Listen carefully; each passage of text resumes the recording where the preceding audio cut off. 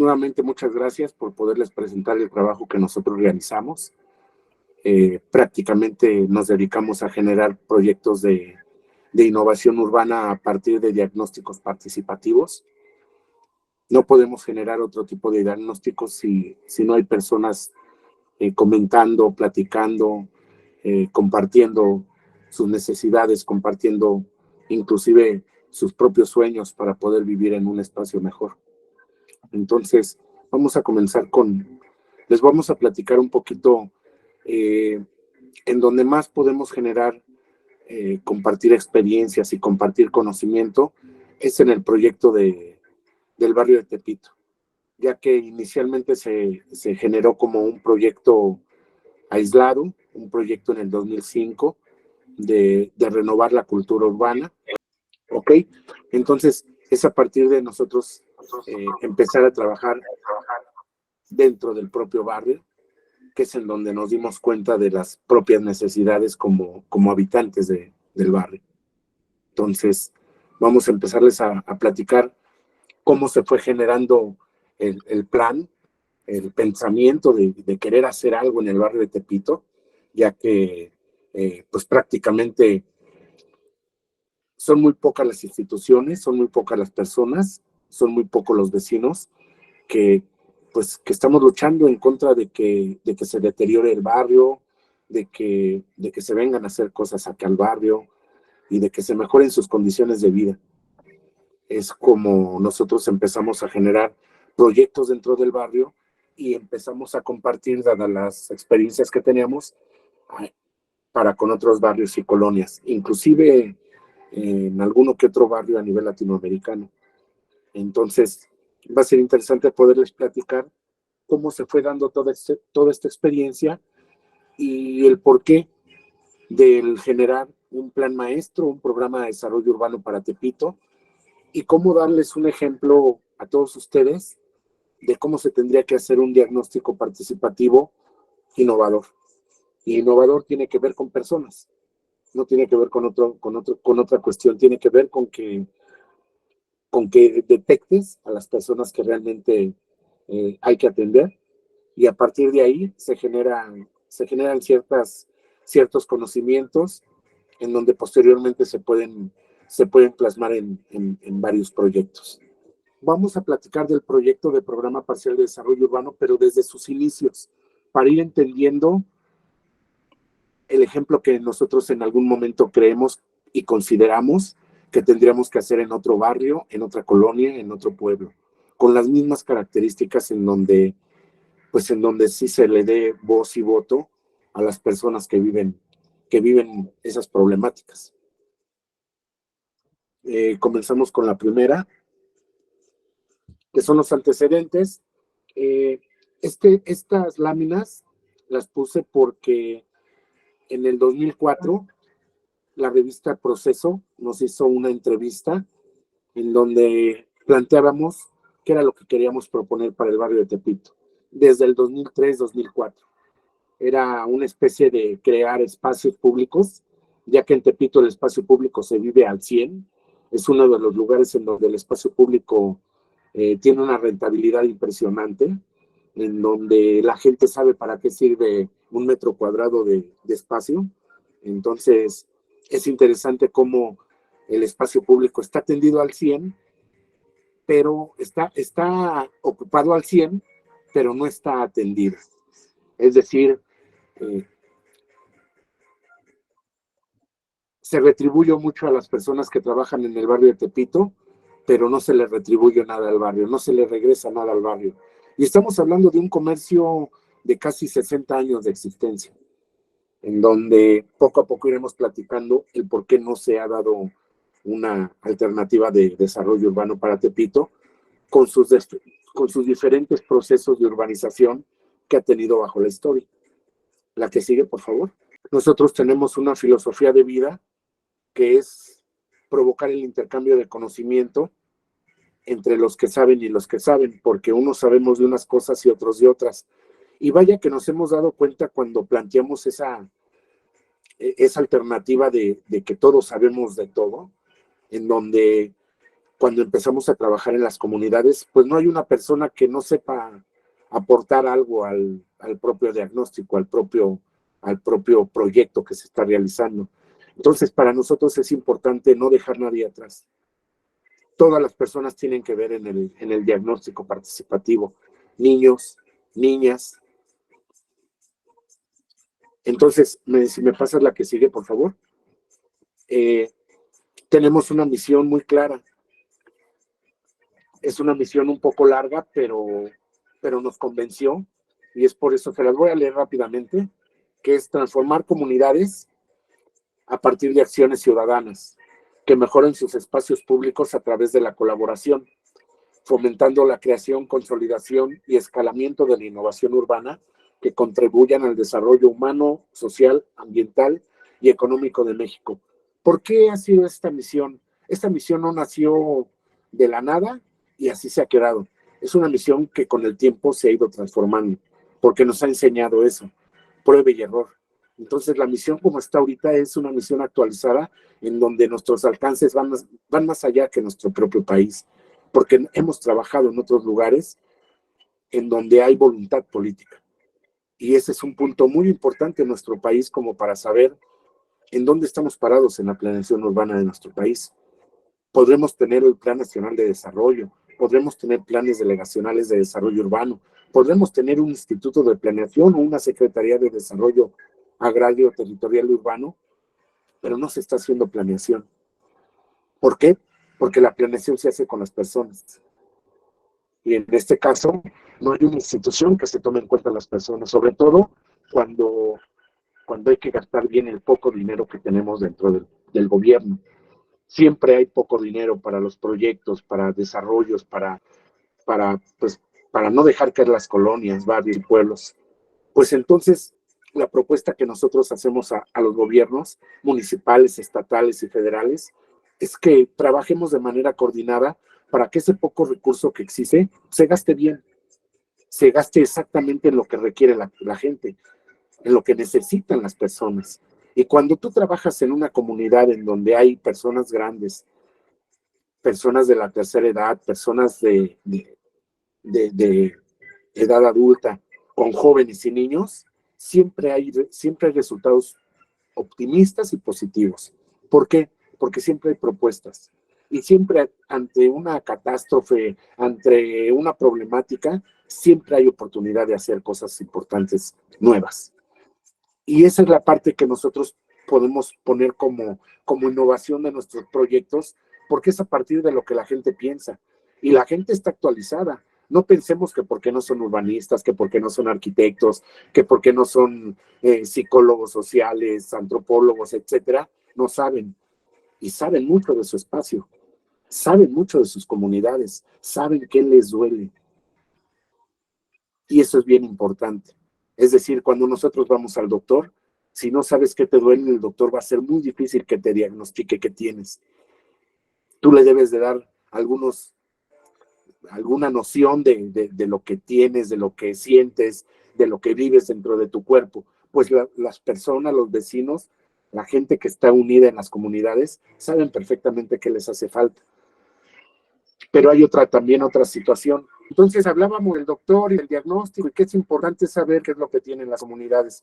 Pues en el expertise del sitio encontramos qué tienen esas comunidades.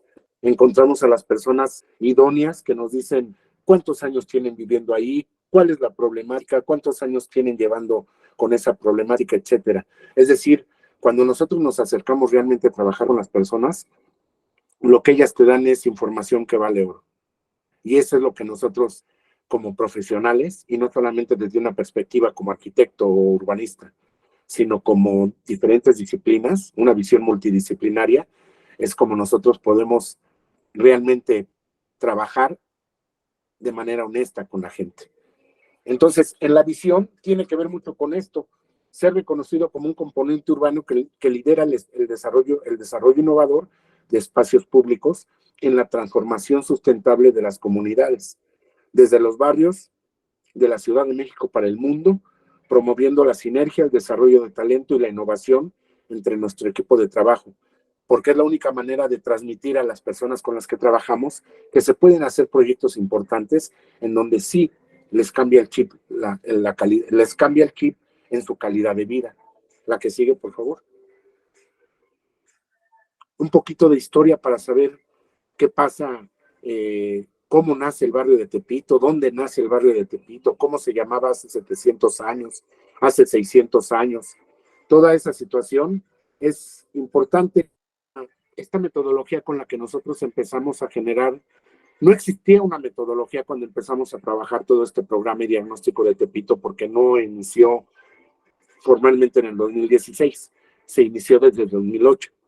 Entonces, en la prueba y el error fue en donde nosotros tuvimos que generar esta metodología para mostrar qué es importante hacer en cada barrio y comunidad, es decir, encontrar su lado patrimonial, encontrar su lado histórico, encontrar su lado medioambiental importante. Hay muchos lugares donde lo más importante es la parte ambiental dentro de sus propias comunidades.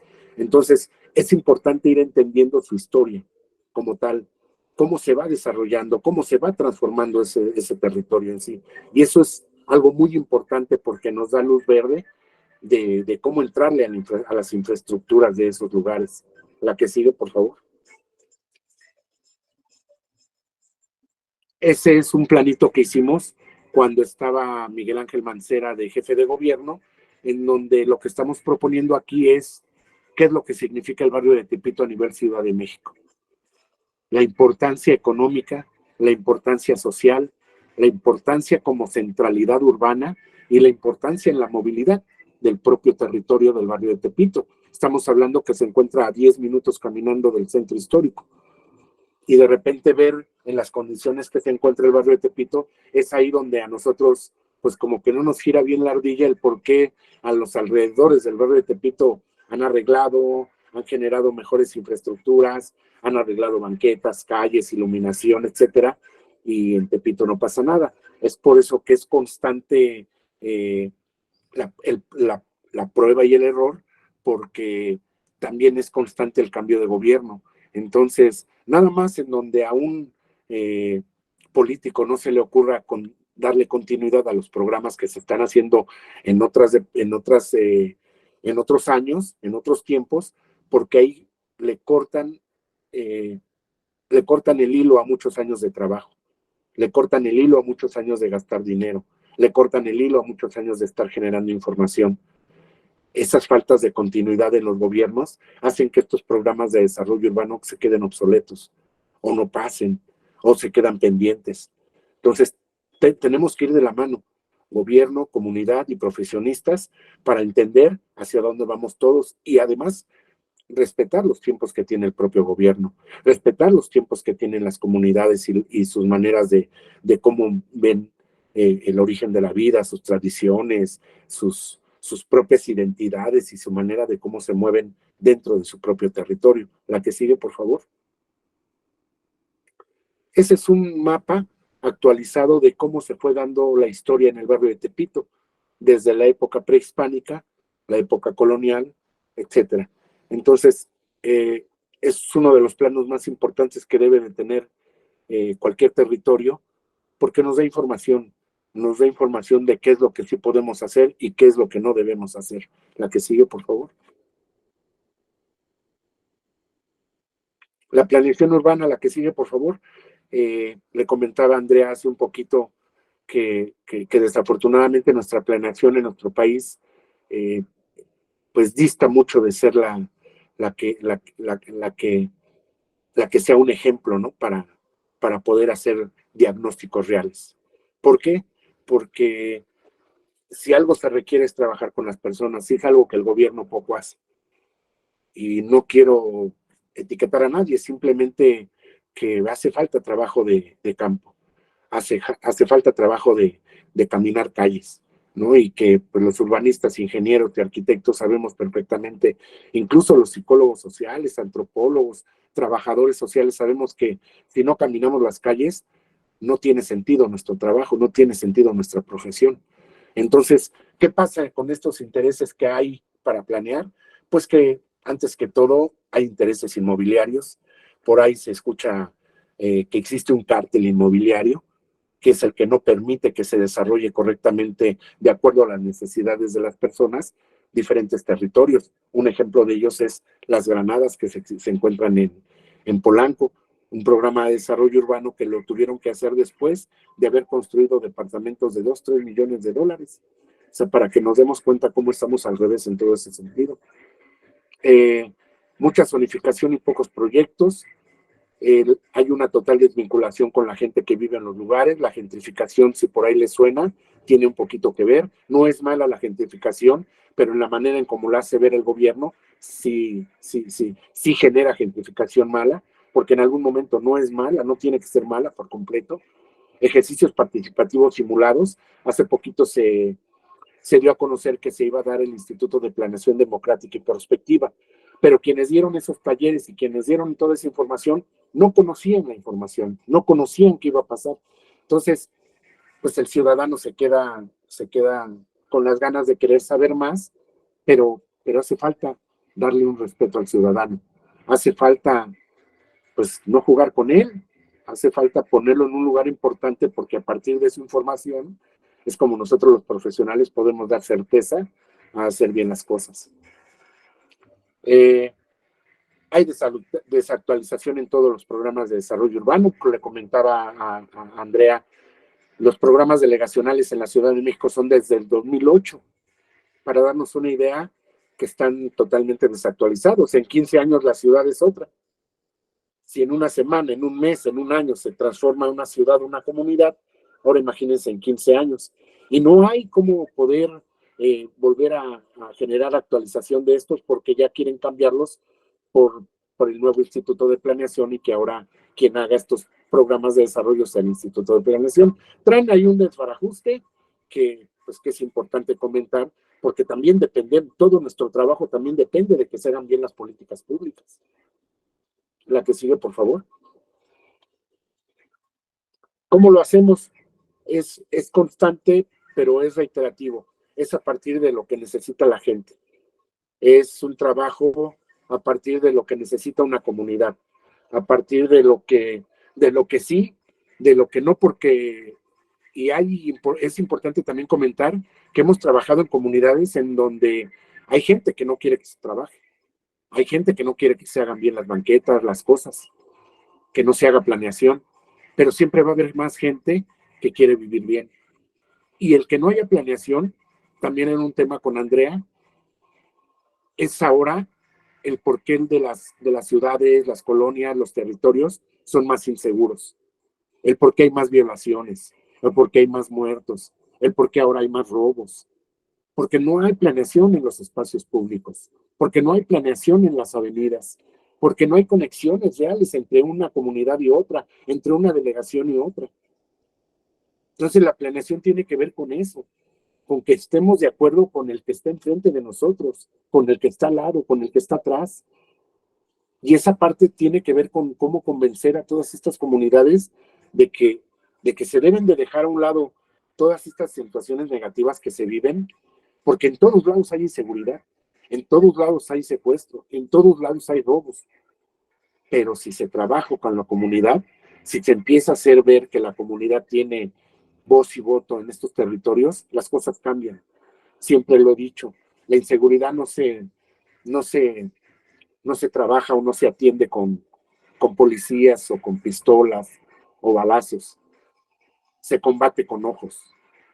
Cuando la comunidad se conoce unos con otros, cuando sabes quién vive en la otra calle, en la vecindad, cuando sabes quién vive en la unidad habitacional, ahí se combate la inseguridad y se genera seguridad, se genera confianza. Das permiso que salga tu hijo a jugar al espacio, a la calle, porque eso es algo que pasaba y ahora ya no. Precisamente porque ya no puedes dejar a tu hijo en la calle, porque sales y ya no está. Estas son las cosas que la arquitectura genera o la arquitectura deja de hacer. Y la arquitectura tiene que ver con la psicología, con el urbanismo, con la antropología. Es decir, no es el arquitecto el que tenga que crear esto, somos todos. Y somos también todos los que no tienen una profesión, pero que conocen la vida. Y esto tiene que ver con cómo haces estos diagnósticos vivos. ¿Cómo vuelves a revivir un barrio? ¿Cómo le das esperanza a la gente de que se puede vivir mejor? De que no es necesariamente ese el estilo de vida que se tiene. Vivir en la basura, vivir sin luz, vivir con la falta de drenaje, vivir sin agua. Son problemáticas fáciles de resolver, pero en unidad, trabajando con las personas, trabajando con el gobierno. De otra manera, es por eso que es constante el decir cómo lo hacemos, con quiénes lo hacemos. La que sigue, por favor. Este es un poquito cómo se repite la manera en cómo lo hacemos, porque evidentemente hacemos talleres de participación ciudadana, sí, oficiales, pero también hacemos muchos talleres de participación ciudadana que pues no son oficiales, pero que evidentemente sale mucha información y que son constantes la información que está saliendo cuando tú estás trabajando en un territorio, en una comunidad. Y entonces, a partir de ahí, trabajamos con niños, tenemos metodologías para trabajar con niños, con gente grande, con personas de mediana edad, con jóvenes, para que todos estén entendiendo que todos somos importantes en una comunidad. Y eso es algo que nosotros como profesionistas debemos de saber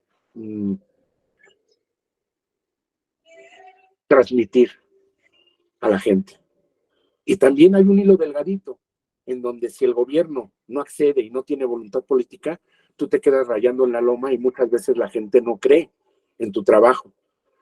Pero es ahí en donde tú tienes que saber diferenciar tu trabajo como profesional y tu trabajo en el gobierno.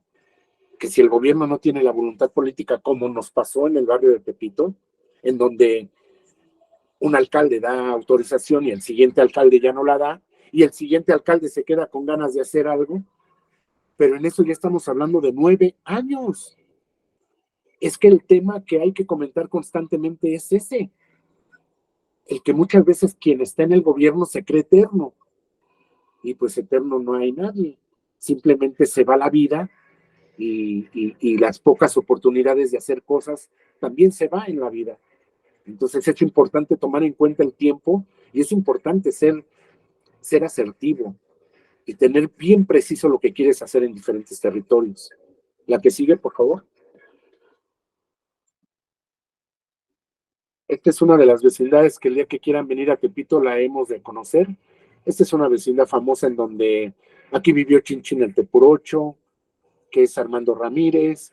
Han vivido diferentes deportistas, artistas, gente de la cultura. Es una vecindad icónica, el 13 de Fray Bartolomé de las Casas. Y es una foto no está tuneada. Así es, ahí hay perros, hay niños, hay de todo. Y ahí es un ejemplo de un espacio en donde se conviven todos con todos. A veces contra todos, pero no muchas veces. La que sigue, por favor.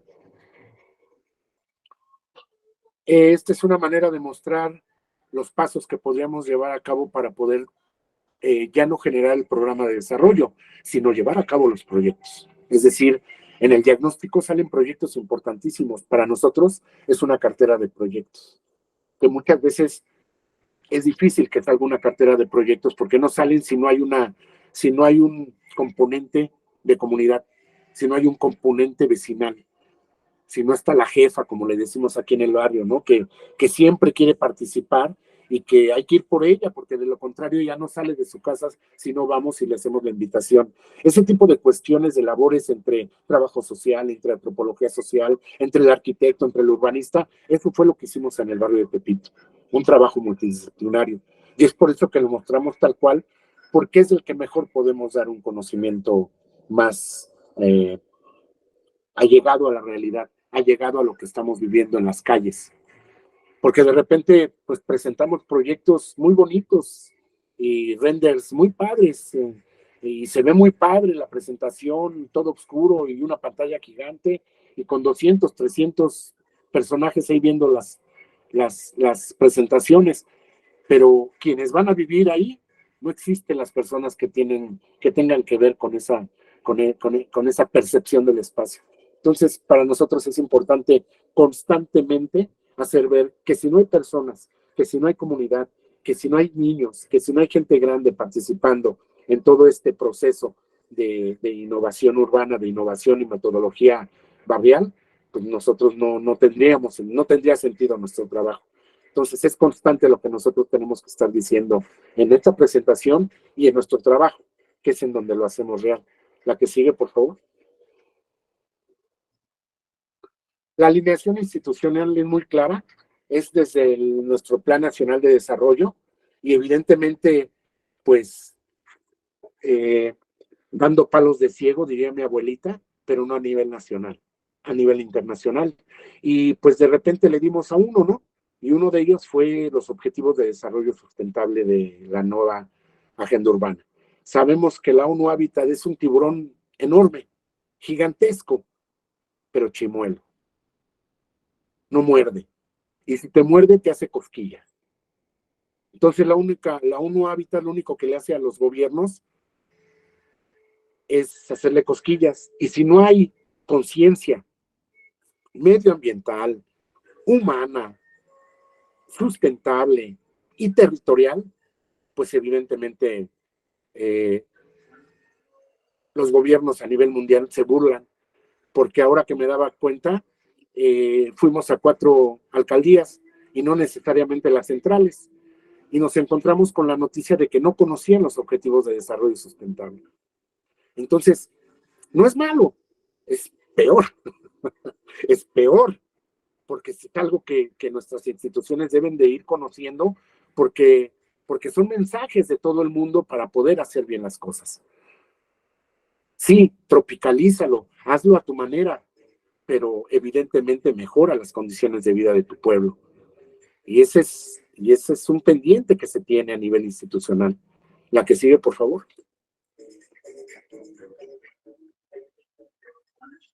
Un poquito con quienes trabajamos en el proceso de este proyecto, pues han salido muchos colaboradores desde el MIT que han venido a darnos asesoría para saber si vale la pena hacer una planta de reciclaje que dejar la basura en la calle. Esa fue la primera pregunta que me hicieron los del MIT. ¿Vale la pena? Compruébame de que vas a contaminar menos recogiendo la basura y mejorando la calidad de vida de la gente, o vas a contaminar más y vale la pena mejor dejar la basura en la calle. Evidentemente la respuesta fue la anterior, ¿no? Claro que se puede, y claro que se puede educar a las personas, y claro que las personas pueden contribuir a que esa planta de reciclaje de recursos sólidos, no de basura, funcione, porque va a ser una planta educativa, una planta en donde van a haber visitas de todos los niños de las primarias, secundarias, y enseñarles lo que puede pasar con la basura que está en la calle y en qué se puede convertir. Esta es una acción del Programa de Desarrollo Urbano o del Plan Maestro de Desarrollo Sustentable de Tepito, así como el placemaking que ahorita les voy a mostrar. Son acciones que nosotros evidentemente no vamos a tener 100 millones de pesos para hacer una avenida de 1 kilómetro, con banqueta nueva, con drenaje nuevo, con iluminación, etcétera. Pero es evidente que todos estos programas parciales se aterrizan a corto, a mediano y a largo plazo. Importantísimo entender eso, porque de repente vemos la cartera de proyectos del Programa de Desarrollo Urbano y pues son proyectos que se requieren que si los 40 millones, que si los 30, que si los 25, es decir, si algo requerimos para hacer todos estos proyectos son alianzas con quienes tienen Banco Interamericano de Desarrollo, con todos estos bancos, con Capufe, con muchos bancos que se dedican a dar inversiones a estos proyectos. Pero aquí pasa algo, si esa inversión no la genera el gobierno, pues la inversión se queda volando. Y luego muchas veces en estos casi 14 años de experiencia, pues ni el gobierno sabe cómo pedir ese dinero. Y es dinero que se pierde, que se va a fondo perdido. Y es algo de lo que debemos de trabajar conjuntamente con los gobiernos, porque muchas veces ellos no tienen la suficiente lana. Pero cuando se pueden gestionar los recursos correctamente, pues evidentemente podemos hacer proyectos, y no solamente a nivel mundial, sino a nivel local, no solamente a nivel local, sino también a nivel global, y que tengan participaciones locales. Porque si algo que hay que entender es que la Ciudad de México funciona como si fuera un todo, y cuando le duele algo a Iztapalapa, con acupuntura urbana lo puedes arreglar, sí, pero esa acupuntura urbana, ese detalle que tiene Iztapalapa puede impactar también en la Gustavo Amadero, puede impactar en la Cuauhtémoc, puede impactar en la Azcapotzalco. ¿Cómo? En el forma de empleo, en cómo se transporta una persona al otro lado de la ciudad y cómo tiene que ir de delegación en delegación para poder subsistir. Todas estas situaciones, evidentemente, con el tiempo, las hemos ido perfeccionando para poder entender cómo y con quién podemos trabajar y con quién podemos avanzar. La que sigue, por favor. Esos son los logotipos de algunos de los con los que hemos trabajado. La que sigue, por favor. El equipo con el que trabajamos, evidentemente, es con la comunidad, pero trabajamos con diferentes disciplinas, dada la situación de la problemática del territorio. Y en el tema de Tepito trabajamos con 25 personas con diferentes disciplinas y con toda la banda, con todo el barrio, porque cuando teníamos levantamientos de casa por casa, calle por calle, manzana por manzana, edificio por edificio, les comentaba el grupo que realizamos, creo que es bien importante esa parte, porque es importante y a la vez es difícil, porque no muchos comparten la idea de que el programa de desarrollo urbano empieza donde acaba. Es decir, hay mucha gente que no continúa con el proyecto, hace investigación y no le importa lo que pasa después. No tendrían que ser los investigadores que trabajan en Barriópolis. Es decir, yo sé que todo el mundo tiene que buscar la papa, todo el mundo tiene que buscar trabajo, todo el mundo tiene cosas que hacer, pero los proyectos también son importantes saber qué está pasando con los proyectos en su vida. Un proyecto tiene vida cuando realmente lo hicimos bien. Un proyecto se muere cuando no hay gente alrededor de esos proyectos. Y me parece que los diagnósticos tienen un poquito de esta dosis, de entender que el proyecto es largo. Evidentemente hay que estar pendientes porque muchas veces el proyecto empieza donde acaba. Entonces, la que sigue, por favor. Es importante comprender eso como profesionista. No los voy a aburrir con datos, pero sí es importante, los datos son importantísimos, porque a partir de ahí también nos da ciertas direcciones. Entonces, hay datos bien importantes, incluso hay datos que ni siquiera tiene el gobierno de la ciudad. Son datos que nosotros realizamos en campo, la que sigue, realizamos en campo, y sobre todo, por ejemplo, este planito de uso de suelo, pues el plano de uso de suelo de la delegación del 2008 es amarillo por completo. Entonces, pues evidentemente Tepito no es amarillo, no es uniforme, es totalmente de colores. La que sigue, por favor. ¿Cómo está conformado el comercio? ¿En dónde hay más comercio? ¿Cuántas unidades económicas hay formales? ¿Cuántas unidades económicas hay informales? ¿Cómo se mueve? ¿Qué días hay más? ¿Qué días hay menos? La que sigue. Igual, ¿cuántas personas van?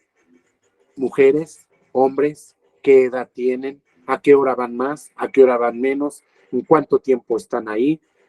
¿Cuántas van? ¿En cuánto tiempo se van? Hay muchos que van a comprar, hay muchos que van a vender. Todos esos datos los tenemos precisos. La que sigue. Porque hay que tomar en cuenta que no todo Tepito es comercial. La mitad de Tepito, un poquito menos, el 40% de Tepito es comercial y todo lo demás es un barrio normal, pero con 100 inmuebles patrimoniales, que ese es otro plus del barrio de Tepito y que tiene 2 fallas geológicas, como aquí vemos. Este es un plano para ver el diagnóstico integrado por completo. La que sigue. Este es un poquito zonificaciones que nosotros estábamos planteando. La que sigue. Estos son los proyectos detonadores y 22 proyectos específicos que evidentemente se los voy a ir pasando, pero tiene que ver con esta parte de imagen urbana, espacio público, equipamiento, comercio en vía pública, que no es lo mismo que espacio público, proyecto de vivienda, de inversión y de infraestructura. La que sigue, por favor. Ahí están ubicados todos los proyectos que nosotros hicimos, que son 29. ahí están ubicados en el plano completo. La que sigue. Los datos de diferentes proyectos, estamos proponiendo arreglar el drenaje de Tepito, por partes evidentemente, porque también hay que tener estrategias para saber cómo comenzar un proyecto, en dónde comenzarlo para no generar problemas con la parte comercial, y el día que ellos vean que se están transformando varias calles, automáticamente el comercio lo va a pedir de sí. Ellos van a querer ver también sus calles transformadas en mejores. Algunas calles van a ser mejores comerciales y otras no. La que sigue, por favor. También hay un proyecto de consolidación de zona comercial, la que sigue, que son casi 41,000 metros cuadrados. Hay un proyecto importante de todas las calles, de cómo unas calles están bien, otras no tan bien, pero también hay una oportunidad importante para generar ahí proyectos. La que sigue, por favor. Ahí están un poquito de los modelos, por la que sigue, porque no todas las calles son iguales. Hay calle local A, hay calle local B y hay calle local C. Hay calle comercial A, hay calle comercial B, hay calle comercial C, la que sigue. Y todas están precisamente diseñadas para que haya cisternas para agua, para captar agua de lluvia, que tengan fotocelda solar en los puestos, que sean un material más maniobrable, que su electrificación sea subterránea. Todo esto sale lo mismo que no hacerlo bien. Exactamente sale lo mismo. El único detalle es hacerlo con diseño. La que sigue, por favor. Hay una oportunidad en los puestos comerciales. ¿Qué pasa de día? ¿Qué pasa de noche? Porque hoy en día esos puestos que ven de día ya se quedan en la noche, generando un problema de inseguridad, de obscuridad, etcétera. La que sigue. Este es un equipamiento para la mujer, porque un dato del barrio de Tepito es que el 80% de las mujeres que viven en el barrio mantienen sus hogares. Eso es a nivel mundial, ¿verdad? Me considero feminista porque son mujeres que sacan adelante al mundo. La que sigue, por favor. Y son proyectos de ciudad que tienen que ver con las orillas entre alcaldía y otra alcaldía, que siempre las dejan abandonadas por lo mismo. La que sigue. La misma, la que sigue, por favor. Son proyectos de ciudad en donde tienen que ver con la cara que le damos al centro histórico, la cara que le damos al Cerro de la Villa, la cara que le damos a Paseo de la Reforma. La que sigue, por favor. El corredor centro-la Villa. Recordemos que del centro de la Ciudad de México a la Villa se van por todo Brasil, pasan por Peralvillo, que pasa por Tepito, y luego Calzada de los Misterios y Calzada de Guadalupe. Pues todo está arreglado, menos la parte del eje 1 norte al eje 2, específicamente la del barrio de Tepito. Y estamos proponiendo un proyecto sustentable en ese nivel. La que sigue, por favor. Estos proyectos se llevarían a cabo con una agencia local de desarrollo, que es como se mantienen los barrios en Europa, en Nueva York, en Denver, en donde son grupos, son agencias en donde hay grupos que le dan mantenimiento a las calles, que le dan mantenimiento al barrio, a las comunidades. Y en este caso, esta agencia local tendría que haber gente de gobierno, gente de la comunidad, gente multidisciplinaria, pero también gente académica, en donde constantemente estén actualizando datos y estén innovando en diferentes temas el territorio. La que sigue, por favor. Pues en ese sentido, ¿no? Colaborar. Nosotros mandamos un mensaje a través de esta presentación en donde si algo requerimos, no es que sepamos lo mismo. Si algo requerimos es trabajar juntos y compartir el conocimiento. Ese mensaje lo pongo yo aquí, lo mando en esta presentación, porque lo que menos hacemos es eso. Lo que menos hacemos es reconocer al otro, reconocer que está haciendo bien las cosas y pedirle humildemente, decir, oye, pues es que yo quiero hacer lo mismo que estás haciendo tú, no vaya a pasar, no vaya a pasar, no, al contrario, este es el camino, y compartir el camino es algo de lo que nos hace falta como seres humanos. La que sigue, por favor. Las etapas de cómo se llevaría a cabo el proyecto, la que sigue. ¿Qué pasa si no se hace nada como en la actualidad? Pues la tendencia es triste. La tendencia es que si no queremos generar, y no lo digo por los chavos del barrio, lo digo por los chavos que ni barrio tienen, ni pueblo tienen, ni casa tienen, en donde si seguimos generando esta inercia de no hacer nada por nosotros mismos, por nuestras comunidades, pues es evidente que vamos a generar más delincuencia, más inseguridad y menos confianza entre nosotros mismos. ¿Qué pasa si hacemos cosas? Pues evidentemente en el momento en que empiezas a barrer tu casa, se empieza a ver diferente. En el momento en que empiezas a barrer el patio de tu casa, se empieza a ver diferente. Y en donde empiezan a barrer el patio de la calle varios, se empieza a ver diferente. Eso es a lo que apostamos. Con todas estas acciones y metodologías lo hemos llevado a cabo y lo hemos logrado.